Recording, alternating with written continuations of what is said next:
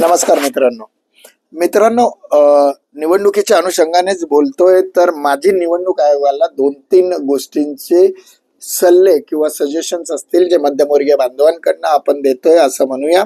सगळ्यात महत्त्वाचा मुद्दा मला असं वाटतो की नोटा ह्या बटनावर निवडणूक आयोगाने काही नियमावली बनवली पाहिजे।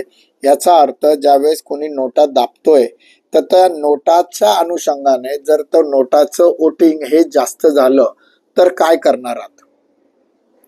मत निवडणूक रद्द करून निवडणूक घेणार आहे, त्याचे वोटिंग पर्सेंटेज किती असावे? कारण की ज्यावेळेस एखाद्या उमेदवाराचा डिपॉझिट जप्त करायचा असेल तर विजयी उमेदवाराला मिळालेल्या 1/6 मतापेक्षा जास्त मतं त्या उमेदवाराला मिळणं गरजेचं आहे असा जेव्हा निवडणूक आयोगाने नियम केलेला आहे, त्याच पद्धतीत नोटाचे मतं किती असावे किंवा किती जास्त मतं मिळाले तर निवडणूक रद्द करू शकतील याच्यावर त्यांनी नियमावली करावी की जेणेकरून जास्तीत जास्त लोक हे मतदानासाठी बाहेर येतील।